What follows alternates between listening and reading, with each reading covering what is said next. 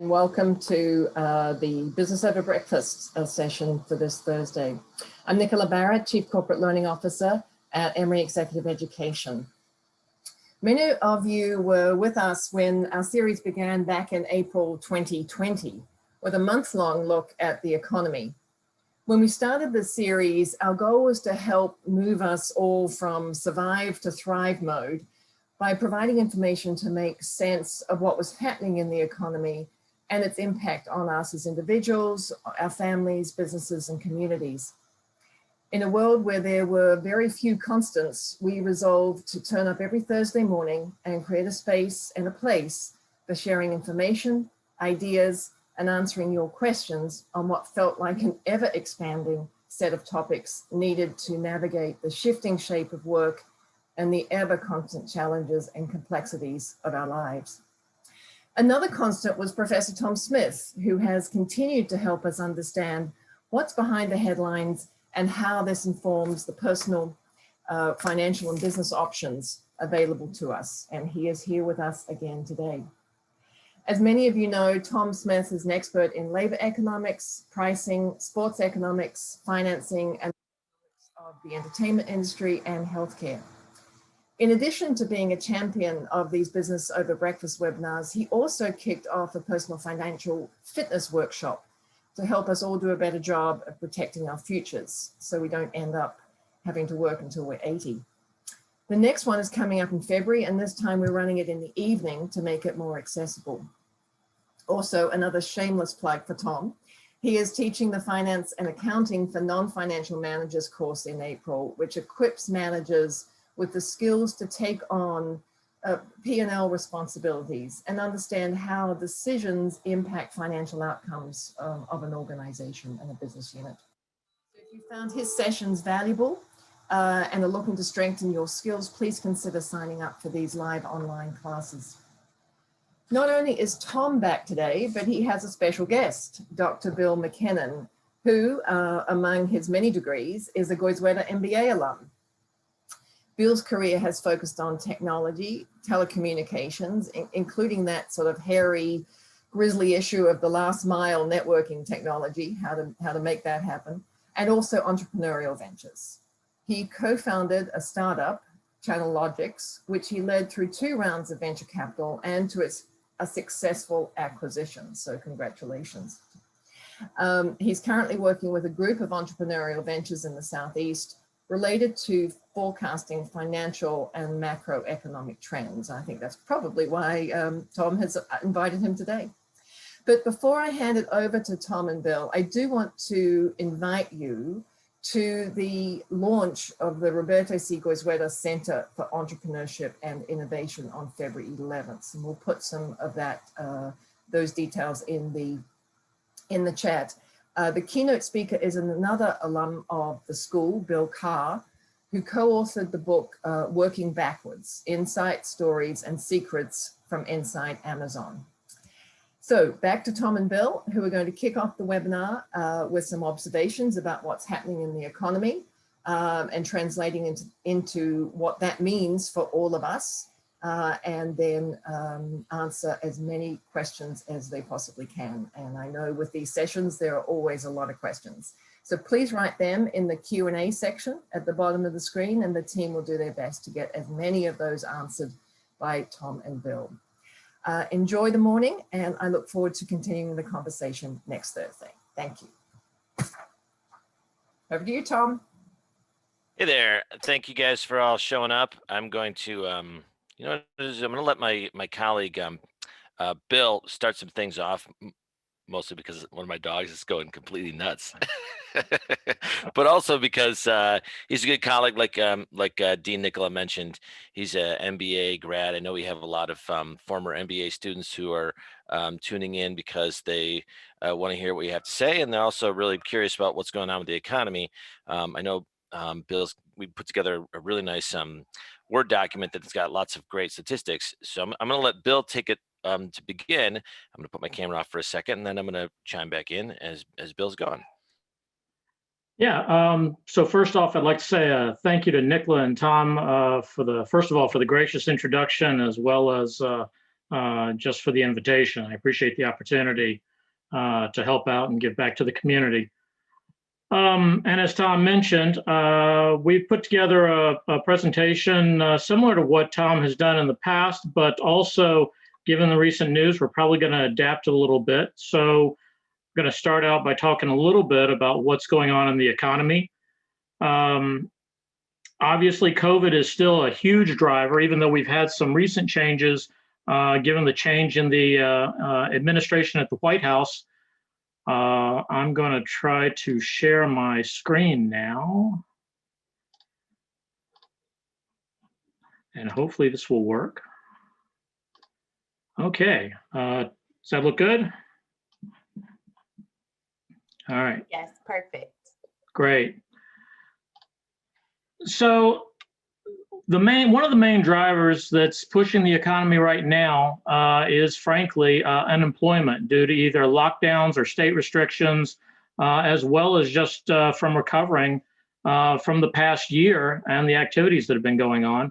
Tom and I have been tracking this, obviously, as one of the key drivers over the past year.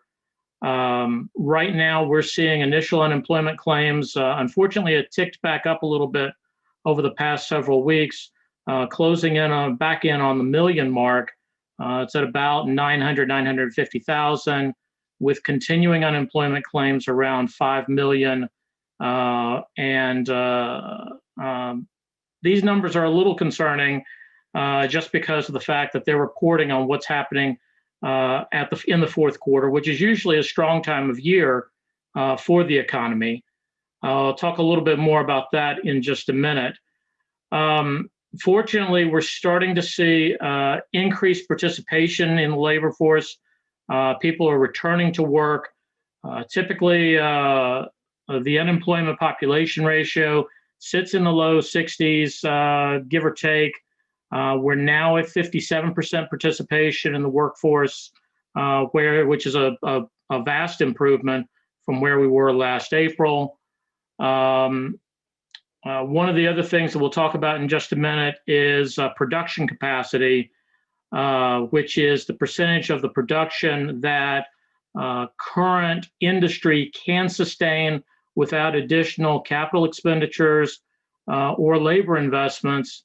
It bottomed out at roughly 64%, give or take. It's now in the low 70s. We'd like to see it get a couple more percentage points higher in order to get the economy truly back to a more stable footing. But it's slowly, gradually recovering. Again, the biggest concern right now is as we're in the middle of, or we're getting into first quarter with weather concerns, climate issues, and how they typically affect industry. It's going to take a while for things to come back, even now. There are a lot of people who are very encouraged by some of the executive orders that have come out of the White House. And that's all good progress, but it is going to take some time in order to get the economy back on stable footing. In terms of the people who aren't working right now or have not been able to recover, unemployment rate here in the United States right now, nationally, it's sitting under 7%, which is good. It was at 3.5% about a year ago. At the same time, it peaked just under 15% just 9 months ago. So a vast improvement. Still have a lot of people out of work. Looking at Atlanta, since I imagine there are a lot of people here in the call who are in the Atlanta area, it's showing very good numbers compared to nationally. It's at just under 6%. So it's doing better than the average in the nation, but still looking to improve on that. Looking across the Southeast, I'm in Birmingham. We're doing pretty well in terms of unemployment as a city. New Orleans and other cities that are strongly reliant on tourism and hospitality have much higher unemployment rates. The energy sector has also been hit hard. just because people haven't been driving to work. Fuel consumption has been down. There have been a number of reports of Middle Eastern countries and countries that are typically strong oil producers are cutting back on production in order to keep prices higher. And you may have noticed over the last couple of weeks, prices at the pumps going up. They've gone up about a dime in the past, since the first of the year. And so that trend is probably going to continue over the next month or so, and then we'll level out. The other thing that's pushing prices up for energy is, again, the seasonality. This being the cold time of year, there's a lot of demand for petroleum products for heating oil. We did a little bit of analysis into which portions, which segments of the population are getting more or less work, as well, both looking at race, gender, as well as industries. We've got some slides, happy to answer questions about that. I know there's some other topics that we hadn't originally planned on talking about that we want to get to, but I'm happy to field questions about that if anybody has got anything. Wanted to get more into the meat of the issues. The biggest concern right now is really that fourth quarter sales leading into Christmas were not terribly strong, particularly for brick and mortar stores. Double-digit drops in a lot of places for year-over-year sales for this time of year. And there are a lot of concerns that that's going to lead to increased layoffs or bankruptcies of large companies. Just yesterday, this isn't in my notes, but there was another, Belk out of Charlotte announced that they were going to file for bankruptcy. So that's another one to add to the list, Tom. But retail sales dropped month over month during all 3 quarters in the fourth quarter last year, whereas online spending was actually increased by, again, double digits, which says something about the fact that we're all closed in. Nobody, even in the fourth quarter, wanted to get out, get rubbing shoulders, or go touch and feel items in the stores the way my wife usually does. Surprisingly, she was doing everything online as well. But instead, it was take advantage of everything that can get shipped to the store. I don't want to get out. I don't want to mask up. And that really is what dominated the Christmas season. And the repercussions of that are probably going to be fairly strong through 2021, both first and second quarter. Started to see some headlines regarding a loss of tax revenue by various cities and states. Put a little bit here in the slides about that. There are half a dozen states that have actually seen increases for various reasons in tax revenue, but the vast majority of states have seen decreases, mostly in the 0 to 10% range for year-over-year tax revenue drops. GDP rebounded strongly in third quarter, making up for a lot of the drop that was seen in second quarter of 2020. Fourth quarter results are expected for quarter-over-quarter GDP. It's expected to be a small single-digit increase. Personal spending, again, was surprisingly down in fourth quarter, and so that's what's kind of giving light to that kind of forecast. Government spending, particularly around COVID, was up in the fourth quarter. Housing and real estate has just been a powerhouse in the industry, probably due to the lower interest rates that are expected to continue through 2023 with no end in sight, which is really surprising. There have been a number of people who have repeated month after month that we're in a bubble, and in various cities. And we've seen it with rentals, that rental prices have dropped precipitously in a few cities, but there are a number of people predicting that there are going to be drops in prices of homes, but we haven't seen anything tangible to that effect yet. So then, what's going to happen over the next 90 days or so. We've already seen President Biden take office. He has made very clear what his agenda is, has gotten to work with his pen, with the executive orders, trying to put into stone what his plans are. Janet Yellen has been approved as Treasury Secretary. And despite some Republican objections, frankly, Congress seems to be as unified as it has ever been, or has been at least in the past 5 years.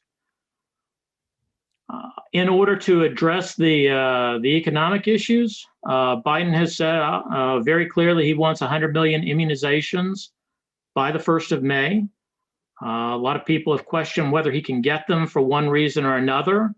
But the point remains that he's looking to resolve the issue with COVID and put an end to it so that the economy can get back on its feet. He's already put a package together and sent it to Congress to the tune of $1.9 trillion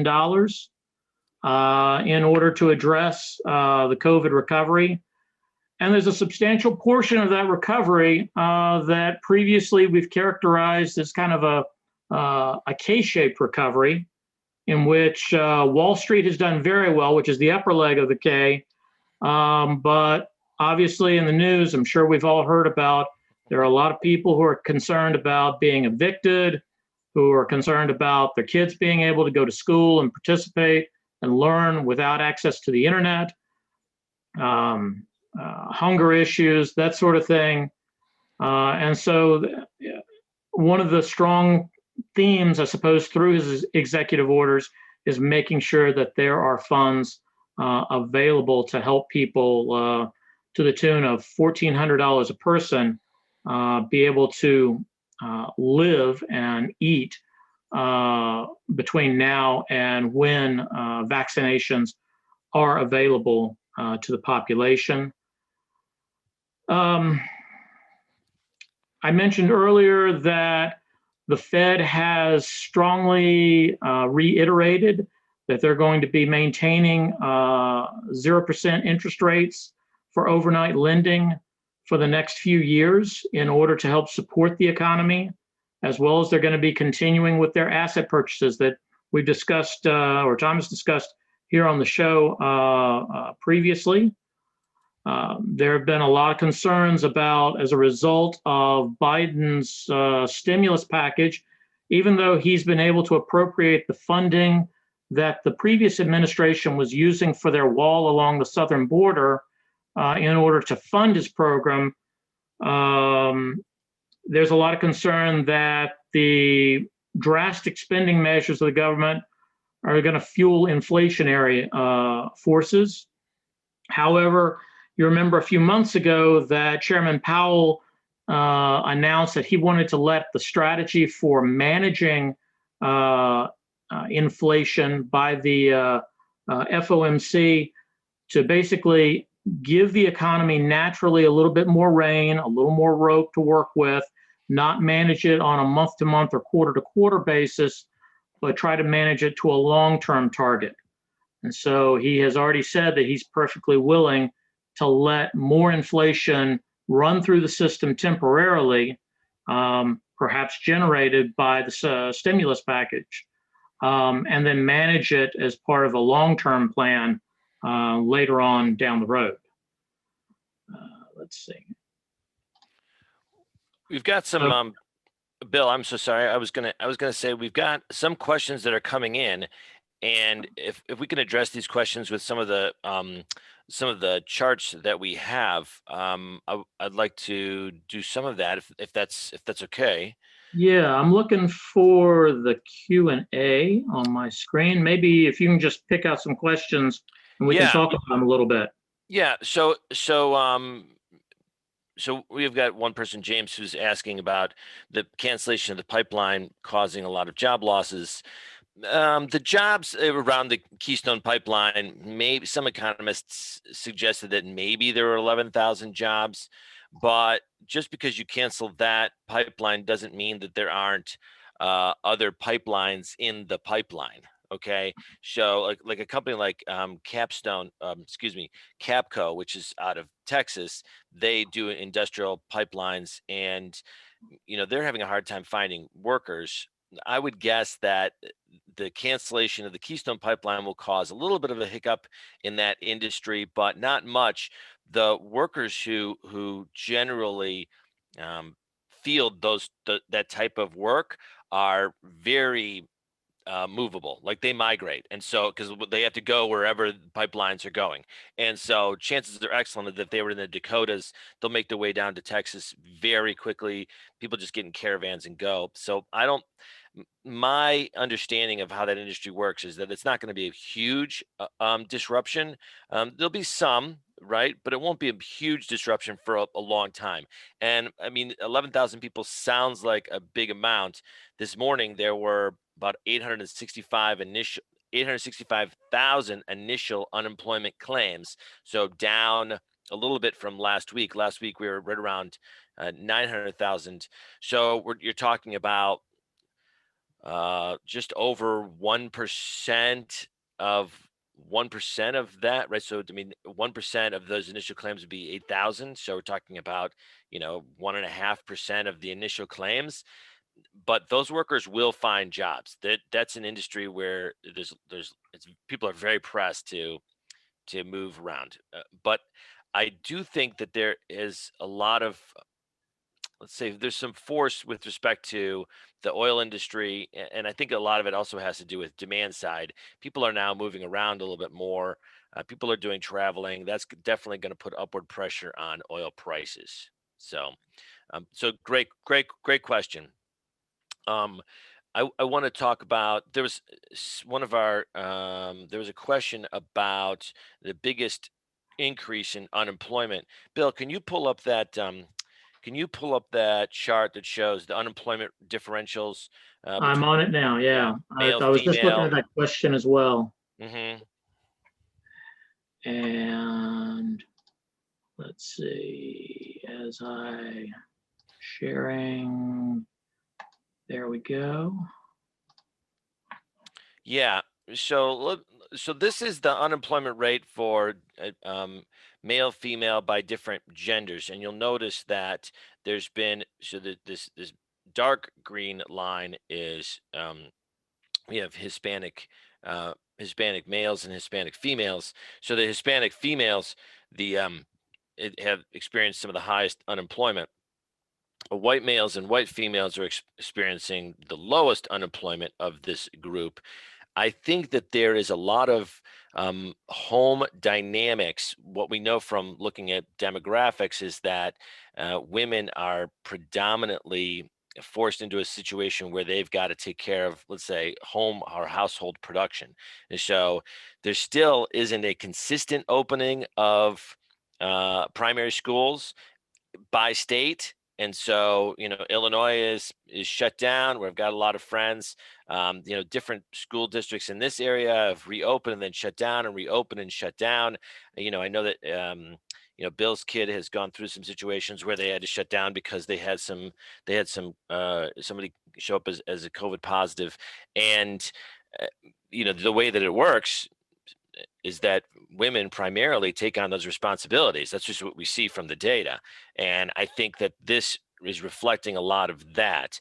Also, remember that there is not, let's say, an even distribution of either gender or races in different industries. And so if you have, let's say, Hispanic men who make up a lion's share of the workforce in construction, if there is a downturn in construction, then that group is going to experience an uptick in unemployment.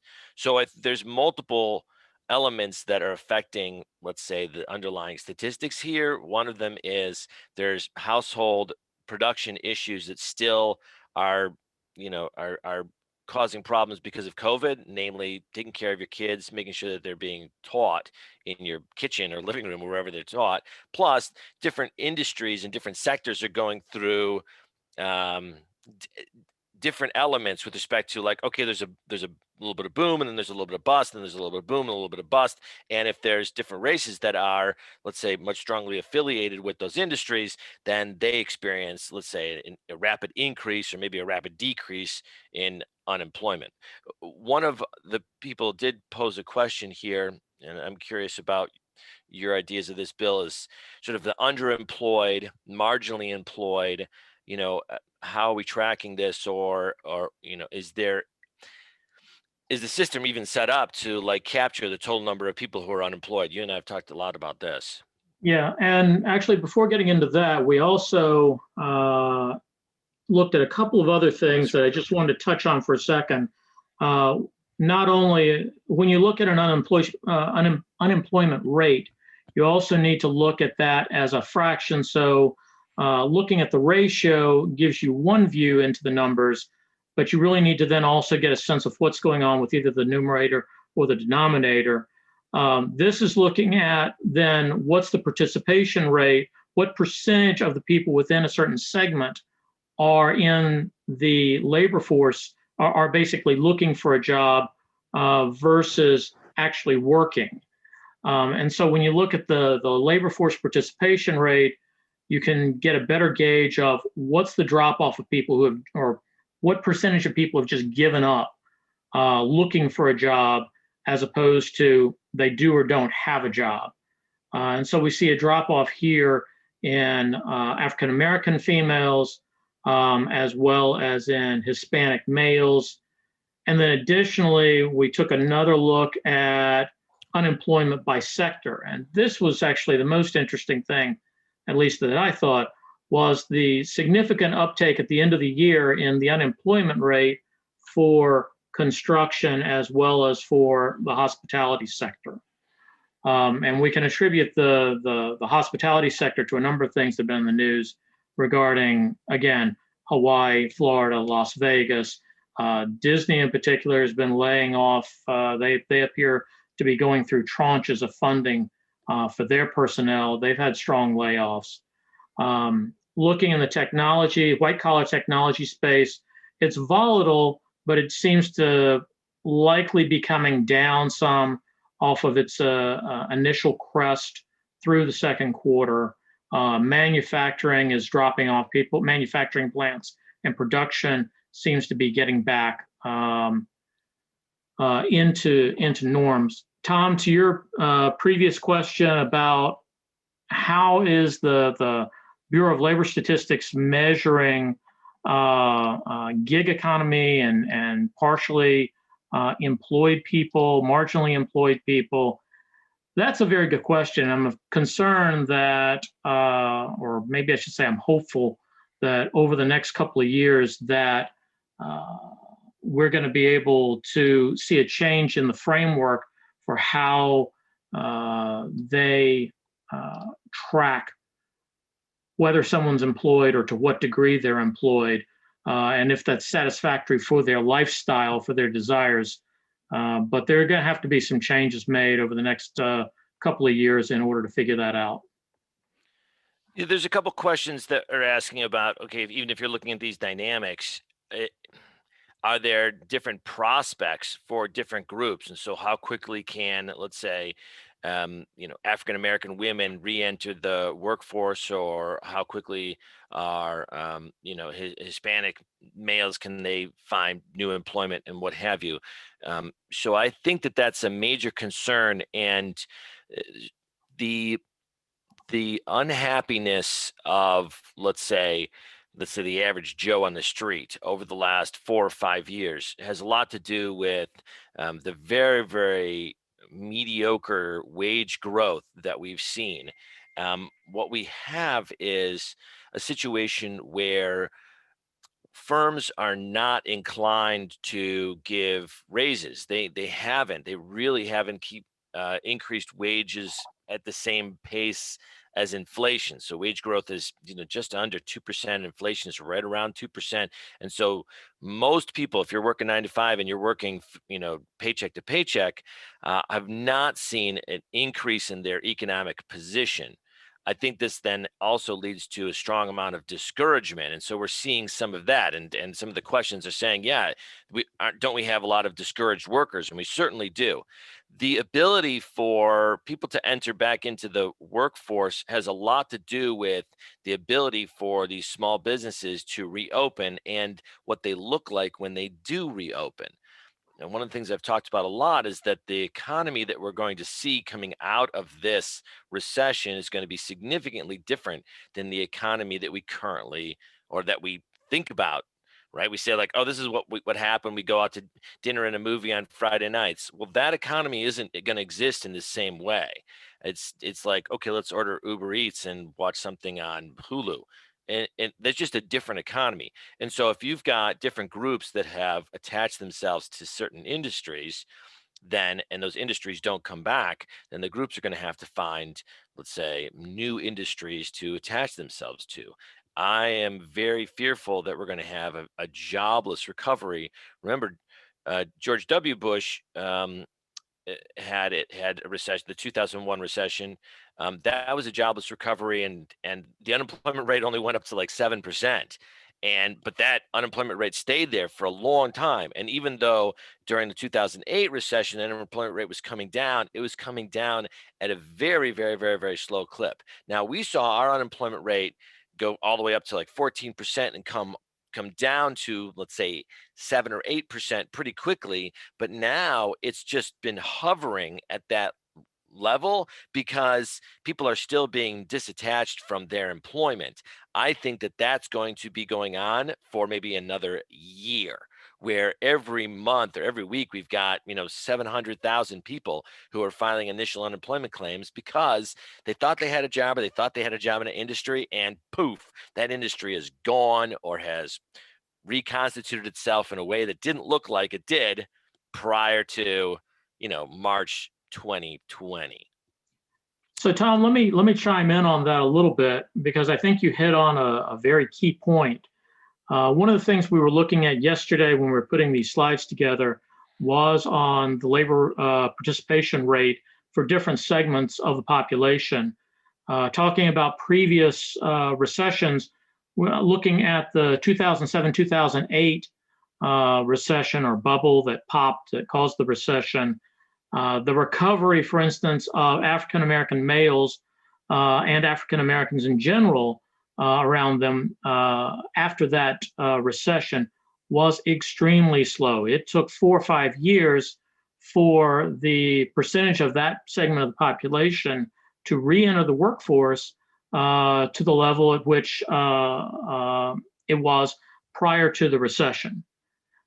Now, you used a word in that last bit that I think is very key for a number of different pieces of society and culture, including, we were talking a little bit last night and even this morning about GameStop. And I know a lot of people are interested in what's going on with GameStop. And the word's anger, and it kind of goes with that is frustration. And I think a lot of the different things that we're starting to see in different pieces of society are driven by anger and frustration. And I think to some extent, the phenomena surrounding GameStop is a little bit of that as well, a little bit of that as well. But even hearkening back a few years to the 99% demonstrations and more recent demonstrations on both sides of the political spectra, I got to say that I think that anger and frustration is becoming more and more of a recurring theme in things that we're seeing in the news that are affecting the economy and industry as a whole. That may be a good point to jump off and maybe even talk a little bit about what's going on with GameStop, unless you think there's something else we really need to cover right off, Tom. I would like to answer 2 really quick questions before we jump into that and see if there's any interest in examining that sort of crowd flash mob mentality of investing. There are 2 questions about industries and also looking at infrastructure improvements. typically when we go into recessions, the government engages in expansionary fiscal policies, regardless of whether you're talking about Democrat or Republican administrations. Every administration, with the exception of George H.W. Bush, who held the line on real fiscal conservatism, has engaged in expansionary fiscal policies after or during economic recessions, going back even prior to Jimmy Carter. So what we have is a situation where we could use a huge amount of government expenditure on infrastructure. This was mentioned when Trump was running for president in 2016. He had suggested that he was going to engage in some infrastructure improvement that never got off the ground, unfortunately, because I think that we could use some infrastructure improvement. When Obama was president, his fiscal package was called the ARRA, the American Recovery and Reinvestment Act, and that included all this roads and bridges. And the truth is that for as much as people sort of didn't like the idea, states loved the idea of getting government money to improve their roadways, what have you.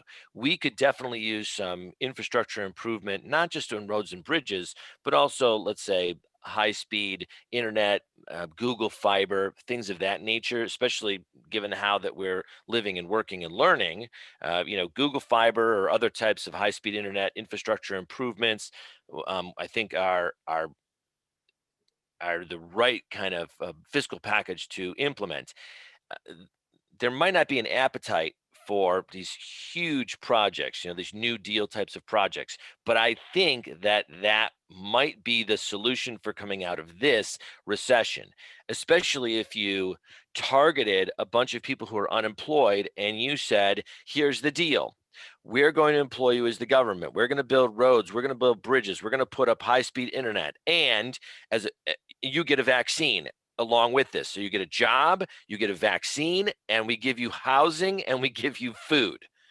I mean, if they did that, it would be more than the $3 trillion. We're talking about, a massive amount of spending, but you basically can turn over the unemployment rate overnight if you can get buy-in. So people say, okay, so I'm essentially going to go on the road for the next 18 months. I'm going to go build roads, or I'm going to go build structures, or I'm going to go put together hospitals or improve schools.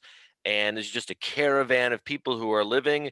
I've got a place to sleep. I've got 3 square meals, and I get a vaccine. That might be the way to go. Now that's really ambitious, and it might be over the top in terms of how you feel the government should intervene in something like this, but it might be the most effective way to turn the economy around.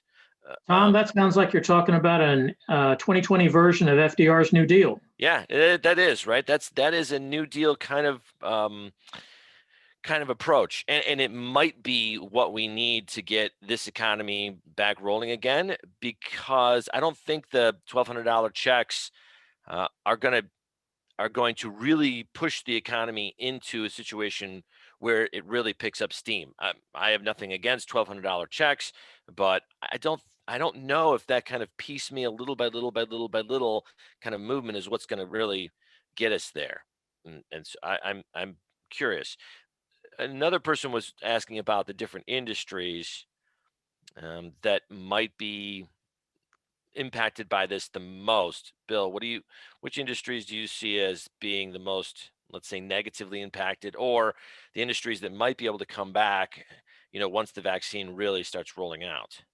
Yeah, and there's another question about which industries or which jobs are most vulnerable to automation and may never be able to recover. If you're talking about the McDonald's or Chipotle order taker and automated kiosks taking the place of the may I help you, ma'am or sir, kid behind the counter, there's been a lot of discussion over the past year, and even very well received, at least by the press, prototypes for that sort of thing. But generally, industries that are vulnerable are the ones that don't require a lot of skill, a lot of training, that don't require a lot of judgment. I know that there have been a lot of advances in construction, in automating construction. No, it's not ready for send off a swarm of robots and you'll have a house in 30 days. But I would not be surprised if within our lifetime we start to get close to that kind of vision.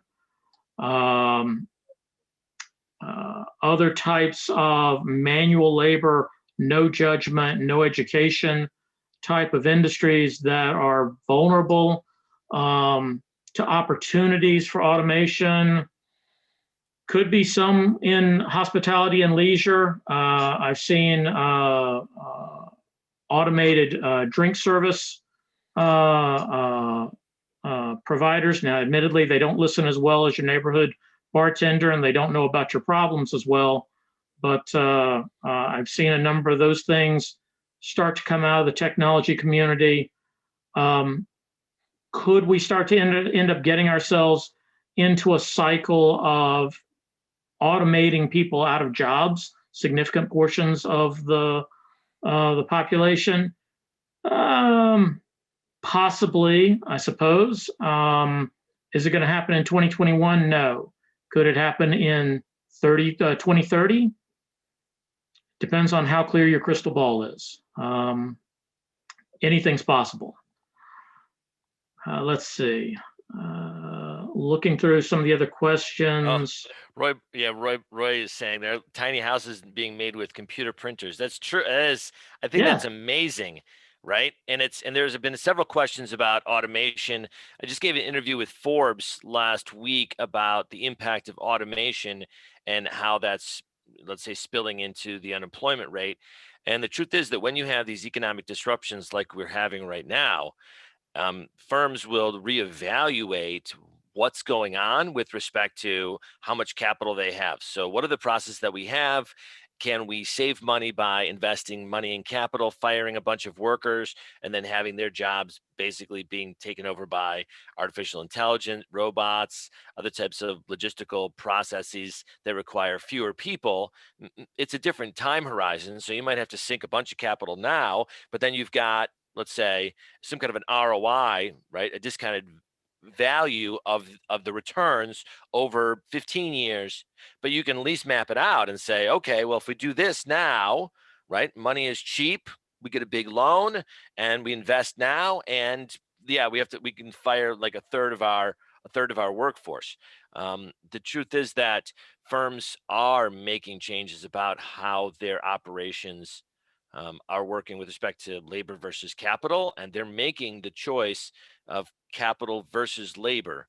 What I mentioned in the Forbes article is that lots of employers see their employees as disposable. They say, fine, you know what? Once I'll give you your gold watch, and even a gold watch, I mean, we're talking about like there's a plastic participation trophy. Thank you for working for me. So much different than, let's say, when my grandfather worked for Westinghouse for whatever it was, 30 something years, right? And so he had the one job, he worked his way up, used the extra money to buy a sailboat for Lake Erie, take a 3-day vacation and then get a gold watch after 30 some years, go to the Moose Lodge and meet up with his buddies, every Friday night.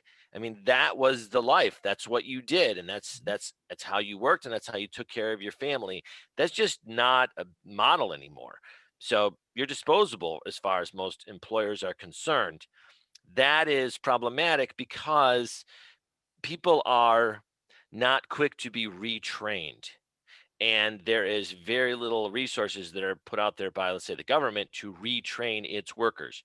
I did mention this to somebody in the chat. When Bill Clinton became president in the middle of an economic recession, he put some retraining programs in place to say, like, okay, so let's take some federal dollars, let's set up some programs and get people retrained right now. Like, as soon as they become unemployed, you grab them, you retrain them, and you send them to industries that are taking off. it takes sort of a very top-down approach to do that methodically, to get people retrained so that they can get back out there. But it's very, very difficult to, let's say, teach an old dog new tricks. And so if you're, 50 something, 60 something person, you want to have a couple more years and you say, okay, I've just been displaced because my company's using robots. Now, how are you going to retrain me? You're going to teach everybody how to, program some kind of a 3D printer? I mean, maybe, you know. So I think this is Roy, my colleague. I hope you're doing well, sir. Tom, there's one more question out about real estate market and interest rates. They say the real estate market may keep lower rates for the next 3 years. I see lots of people refinancing around me. What are the impacts on the economy from people doing that? And if you have the opportunity to refinance your loan, would you do it in the next few months? So the statements that have been made publicly by the Fed are that interest rates are going to remain at essentially rock bottom levels. And these are the rates off of which other rates are based.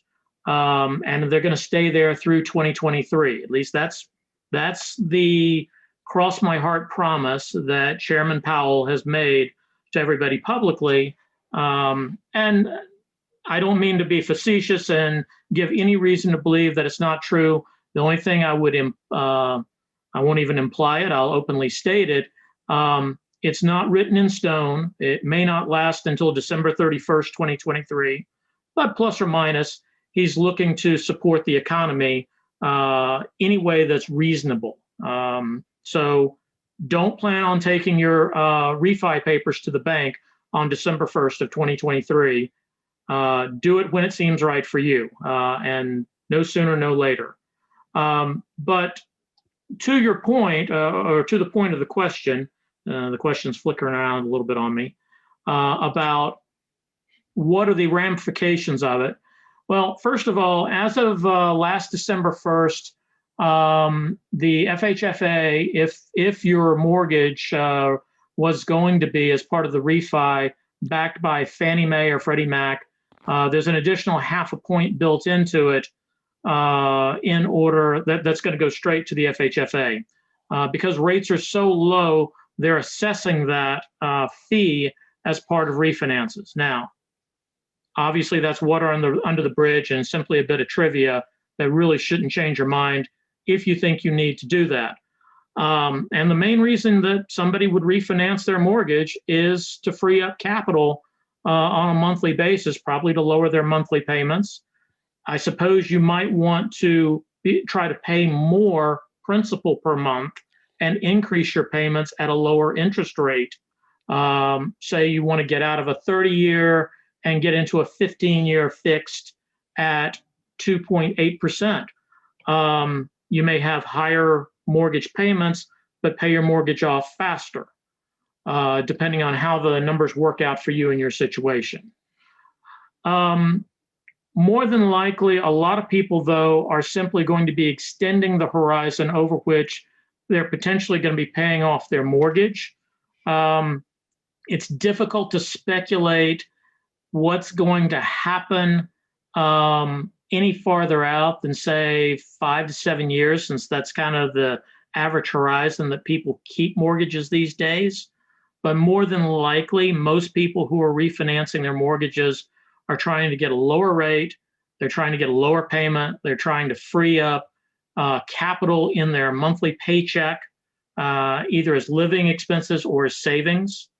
If it's savings, that's great. And that's probably a good thing for the economy if those savings are going in the bank, being used as part of investment by the bank in order to help the economy. Alternatively, if you're using it to pay off your debt, that's not a bad thing either. The concerns in my mind are going to be if you're refinancing for the wrong reasons. If you're overextending yourself by trying to get into that 10-year mortgage and you really can't afford it, I don't think anybody's going to these days let you get into even a refinance unless they are absolutely certain that your employment situation is rock solid. So from that perspective, if you can get the refinance and you feel really good about your situation, you've got to weigh off the pros and cons and decide what's right for you. Tom, can you think of anything to add to that? Not to that. I mean, I went through the process of trying to refinance. It's painful. It was going to be very painful. They were saying, look, they were willing to do this, given how much equity I have in my house, but it was going to be just a ton of paperwork. It was not a simple process. And so even though there's cheap money, cheap money is not flowing very easily, at least in my experience.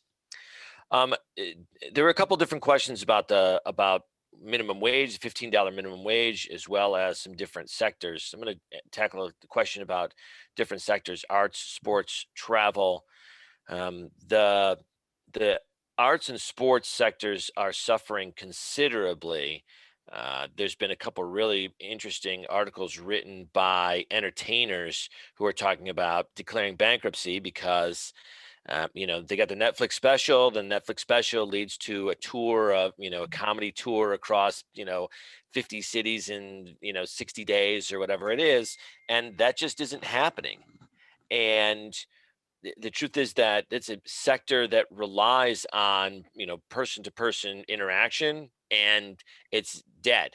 And as a result, that whole sector is going to be reeling for years. There's so many people who are living on the margins in arts and entertainment anyway, that when you take away the, people or concerts or events, it's just going to destroy all types of people's livelihoods. And so I'm very sad about that, coming from an arts and entertainment industry.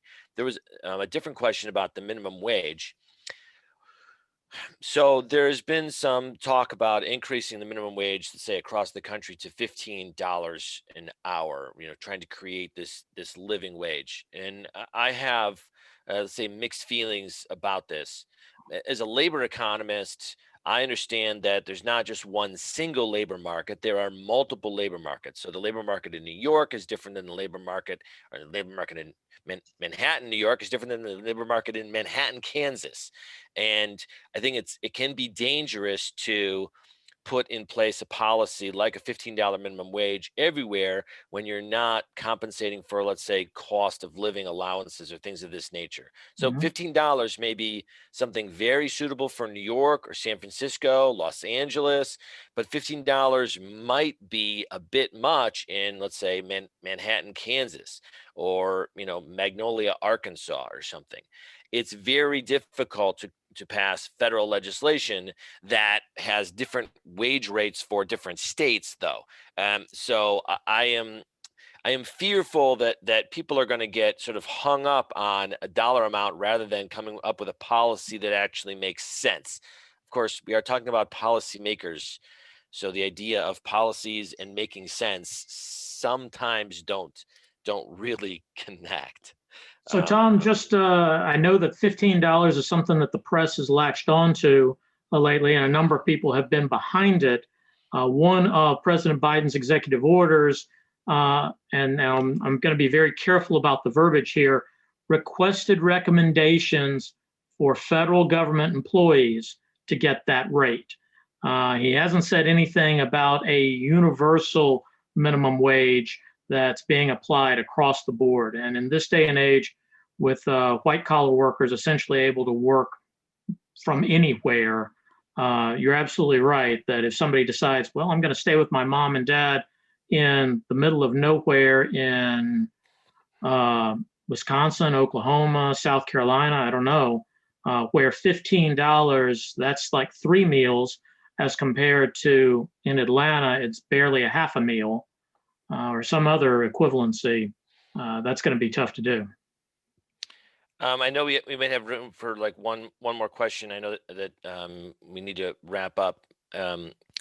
I think this is my colleague Roy, who's asking about a 50% drop in stock market. So the stock market has just been so overblown, and what we're seeing with GameStop. I was reading the Wall Street Bets Reddit after it went back on last night just to see what people are talking about, and they're like GameStop, Nokia, Naked Brand, which is like a swimsuit apparel company, and a couple other companies. They're like, they've got a bunch of people who are very angry that, let's say, a hedge fund is putting all this money into positions and saying, well, we think this is going to fail and we're going to make a bunch of money by having this thing fail, right? Selling short. And so, this is crowdsourcing ideas like, let's put it to the man, or let's screw the machine, or whatever it is, and let's all go out and buy GameStop, forcing them to cover their positions. And these, hedge funds will go out of business. Clearly, it's making it work. Although this morning, which is interesting, platforms like Robinhood, you can't actually buy GameStop, you can't buy Nokia, you can't buy Naked Brands, you can't buy all the companies that they've been talking about on Reddit. It's very strange that the platforms are like, we're going to stop this now. Maybe they're really afraid that these companies, after the bubble bursts, the stock price is going to plummet and the company people are going to lose billions of dollars of wealth. Nobody likes a stock market crash. Roy, to your point, I think the market is way overvalued. I don't think there's any other place that people can put their money. The bond market is broken. People don't know what's going to happen with the real estate market. If you invest in real estate, like you have a house, your value of your house probably has gone up during this recession. But commercial properties, I wouldn't bet on commercial properties right now. Or you don't know if you're going to get your credit tenants. So this is the only game in town. And the people who are doing this is saying, if this is the only game in town and the game is rigged against me, let's rig the game against them, whoever the them is. And they're doing it, like they're pulling it off. But all of the powers who have wealth and money and influence are certainly trying to prevent them from continuing with this game. Like I said, Robinhood is, you can't make these trades anymore. Robinhood is just like, we're taking them off. You're gonna decrease the demand here, right? You can't buy these things. So people are going over to Webull and other different platforms. So I don't know. I'm curious how long this is going to stay in place before the market just says, we're just not going to let anybody buy any stocks that we don't approve, which makes it not a free market anymore. Thanks so much, Tom and Bill. We've had tons of questions today. It's been a really engaging discussion, and sorry that we didn't have more time in today's session to get to all of them, but we will be posting the link to this session on our Emory Executive Education LinkedIn page. So please go there if you want to review some of what we covered today, and I'm sure we'll be covering the economy again in Business Over Breakfast, as we always revisit it with Tom, and we're so thankful for you and your special guest, Dr. Bill McKinnon. So thank you both for your time. As we look ahead to our future sessions, we will be sending out some emails to let you know about what's coming up in February.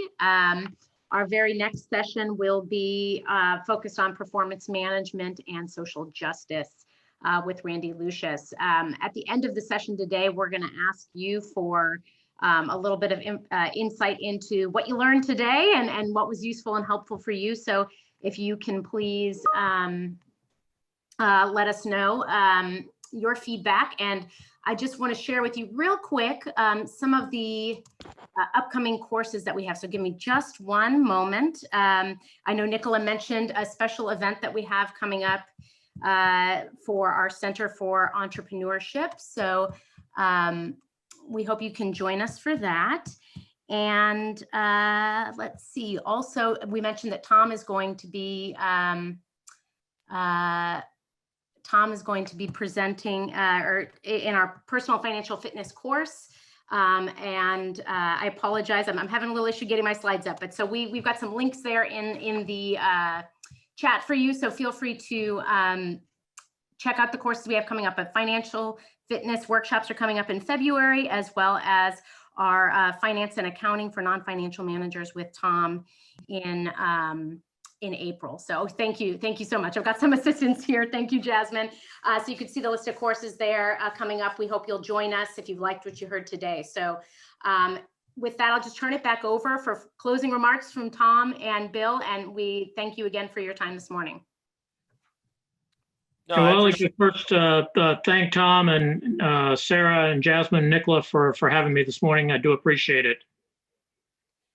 Yeah, no, thanks, Bill, for showing up, and thank you guys for continuing to show up in this forum, ask really great questions. The truth is that, I mean, the better we understand how the situation is working, the better we can understand what the next steps are, evaluate the policies going forward. So I just appreciate you guys for being interested and curious. That's terrific.